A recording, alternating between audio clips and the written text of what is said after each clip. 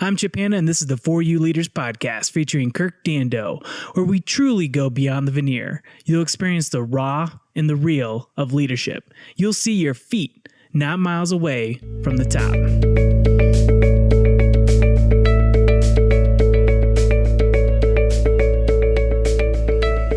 Imagine you're in the city that never sleeps.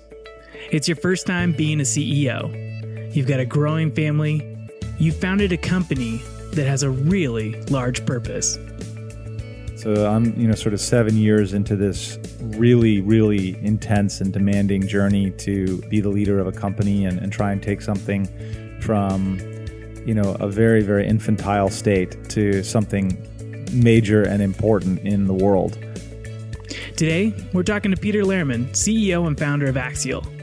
Axial helps companies plan their growth or their exit by connecting business owners to buyers, leaders, investors, and advisors. Kirk had the chance to interview Peter in New York. You'll hear the traffic and the horns in the background, but you'll also hear a calm in Peter's voice. Kirk, was Peter always this calm and mindful?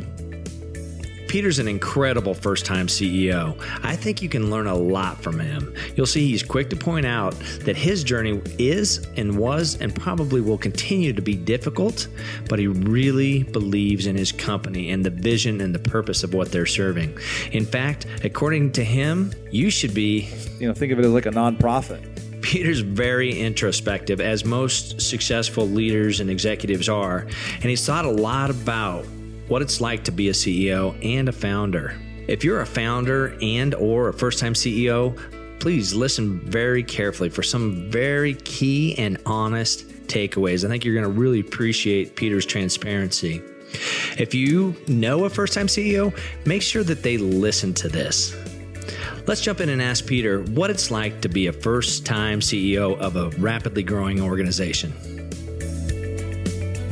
What advice would you give to a first-time CEO, somebody that's, in the first, either just getting started or, a couple years in? What are some nuggets of wisdom that you'd share with them? You will not make it by yourself in the job, and you will face a set of questions over and over and over again, way more than you think, that you unfortunately can't necessarily consult your colleagues on. You can ask certain questions and show certain uncertainty with your colleagues, but you can't be an open book on every major existential issue. And so what that means as a CEO is you really have to think about who are you going to trust and who are you going to develop that kind of a relationship with from very early on. And I think it's fine for those to be members of your family. I think you just need to make sure that if they're members of your family, that they're people that you're confiding in, but they may not have the business perspective that you need. So you have to be careful about what advice you take seriously from them. But no matter what, you just need a few people who you can truly confide in. For me, I've built a little constellation around myself that includes my father and one of my brothers. It includes my wife, includes Kirk, and it includes two of my professors from my time at Stanford. I just decided to take the risk of confiding in those two. I just decided to take the risk. I admit to them what I don't know. I admit to them what I'm afraid, to admit that I don't know to others. And they haven't let me down. They haven't made fun of me for that, or said that that's not good enough. And both of them have been CEOs, so I think that that's been helpful. And then obviously I have a really trusted relationship with Kirk. But I just think you need to think about, as a CEO, you have to think about what's the group of people that you can trust. It's not that they're going to have the answers for you, so you can't necessarily take their advice at face value, but you just need to be able to confide in them and be able to get their perspective. So I think that's really, really important.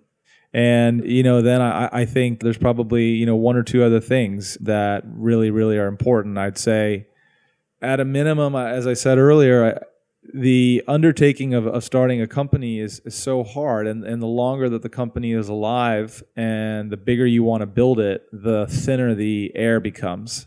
And I think you'll see that if you're with a company for 5, 10 years, 15, 20 years, you'll just see is the bigger you want to build it, the more influential you want to make it, the harder it becomes. It's just really hard to build big businesses. There's very few big businesses out there, and there's hundreds of millions of small businesses out there. So the air gets thinner and thinner the higher you go.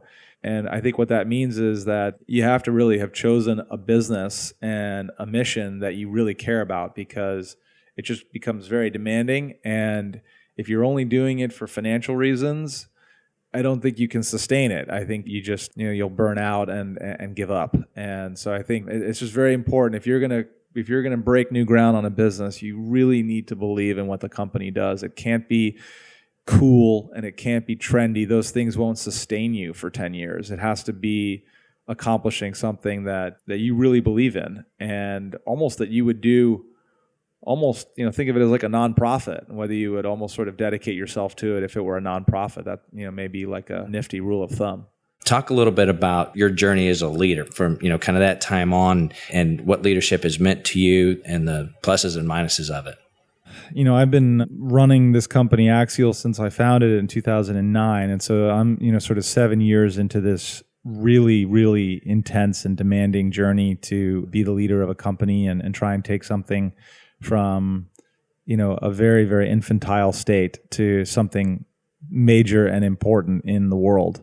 And there's been so many hard lessons learned in those 6 or 7 years, both in terms of being an effective leader, being a decisive leader, but also being a empowering leader of others. It's just very, very difficult to know when to express and flex the sort of different aspects of leadership or the different elements of your responsibility. In so many cases, it's very easy to construct an argument that you shouldn't get involved in something, and that it's good to empower others or allow members of your team to figure things out for themselves. And in many cases, you can build a credible argument that that's the right approach. But you can also build, in many cases, a very credible argument that that's a period where you need to step in and be very decisive and make decisions on behalf of the organization. And I think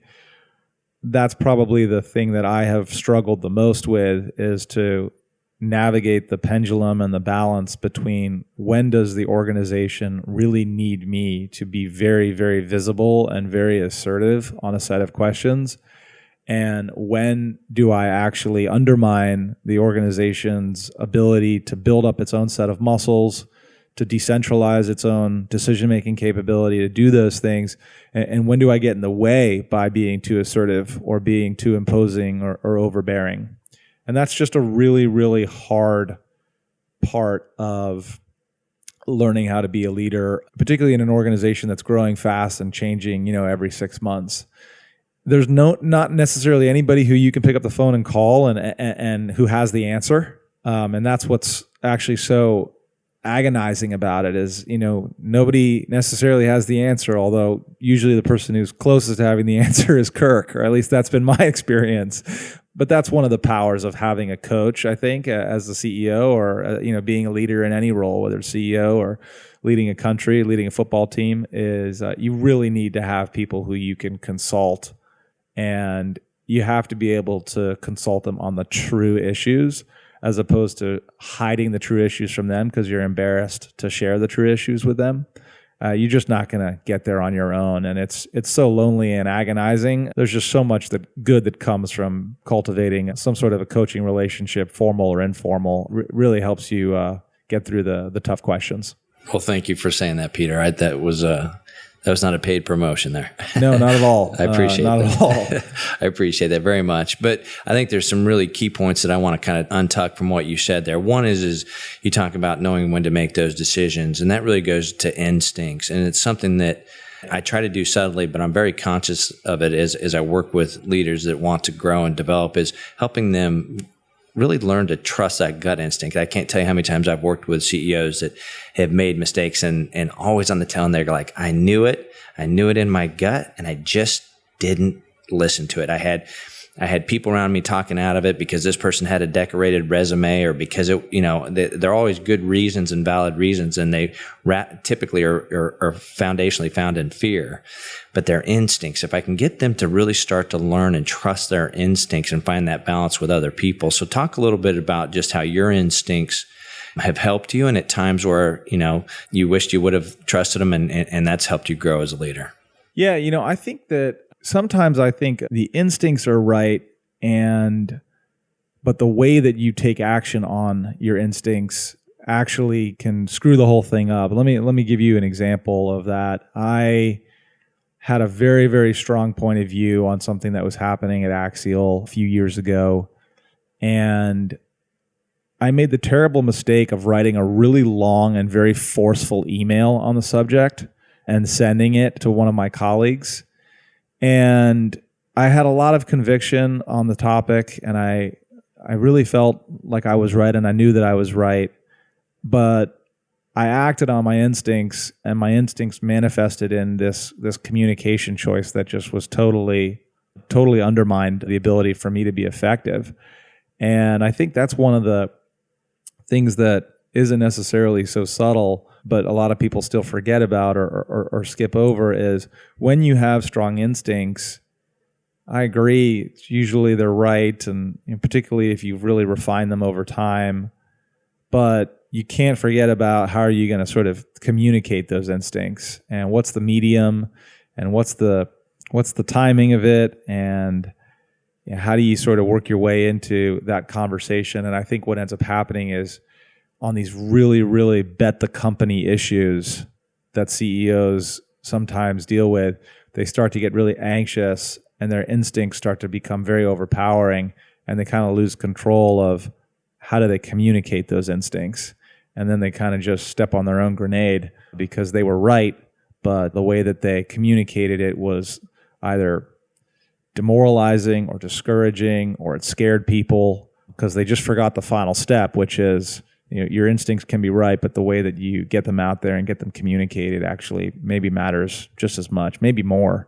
Those are hard-earned lessons and mistakes that I've suffered from and that I've made here. But I think I've also been able to, just give myself a rule of thumb that whenever I'm feeling a really strong instinct, I'm never going to sit down and write an email about it. I'm always going to make sure that I'm having a conversation with that person over lunch or a cup of coffee, something that just sort of neutralizes, the intensity of the subject matter.